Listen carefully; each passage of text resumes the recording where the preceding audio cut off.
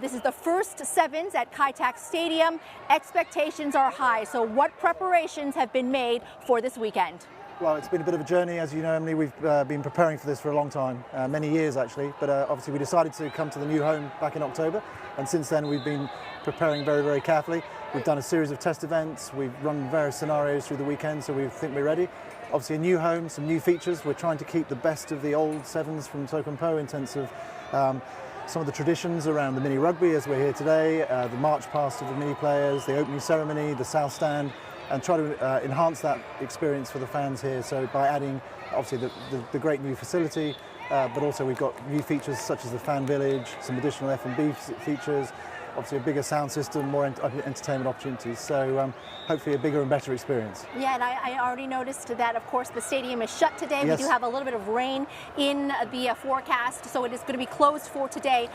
What I've seen in the media reports is 90% of the tickets have been sold.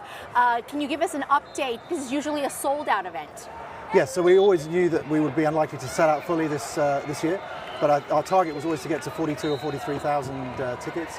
3-day tickets, which is what we've achieved. We've also got 5,000 kids coming today through the Jockey Club program that we run.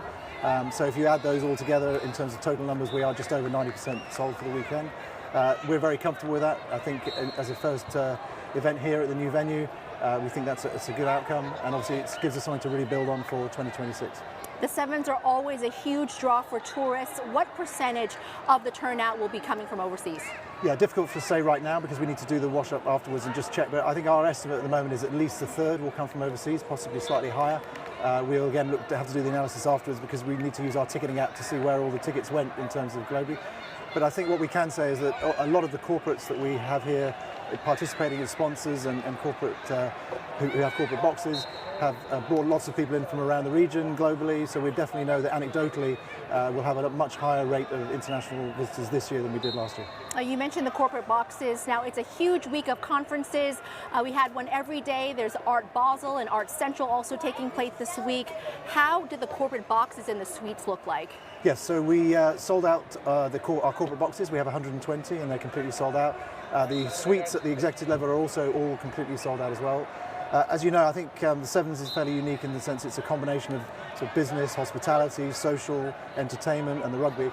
We've had a great deal of support from the business community, and as you say, it's been a big Sevens week. We've had a lot of other events associated with the Sevens, whether it's rugby tournaments, charity dinners, and then we've also obviously collaborated with some of the other events.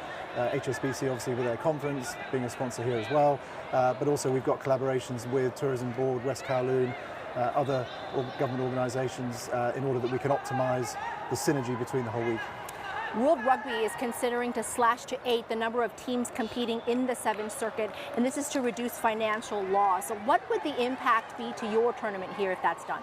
Yeah, we don't see any impact. So World Rugby is doing a consultation exercise where they're talking to all the major unions and the events, looking at what the World Series would look like. I think for us in Hong Kong, obviously this was the original Sevens, so our objective really is to ensure that we have a flagship event, we continue the traditions, we continue this event almost regardless of what the rest of the Sevens series looks like. So obviously we will fit into the series depending on how World Rugby finalise their plans. But again, our objective really is to maintain the integrity of the Hong Kong Sevens and continue to build on the 49 years of history so far so that we can continue to grow the event going forward. What about growth in the sport? Of course, Rugby Sevens shined at the Paris Olympics. What's in store for the sport heading into LA Games? Yes, so it's a build-up to the LA. I think Sevens is a critical sport within the Olympics, and I think it inspires role models and obviously inspires more participation in the game. I think at Hong Kong China Rugby we're very focused on growing the game in Hong Kong. So for us having the event, the Sevens, obviously as you know, we invest all the surplus we generate here back into the game.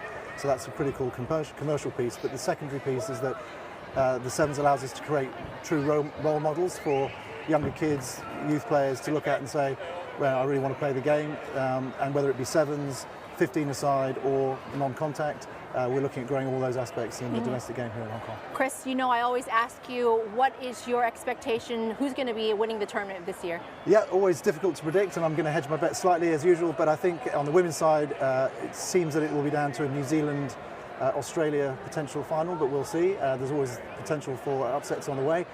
Canada and other teams very strong. I think on the men's, it's good to see it's very close in the series. Argentina ahead, Spain the surprise team this year and doing very well in second, but obviously with Hong Kong, Fiji, New Zealand always up their game for Hong Kong, so not to be ruled out.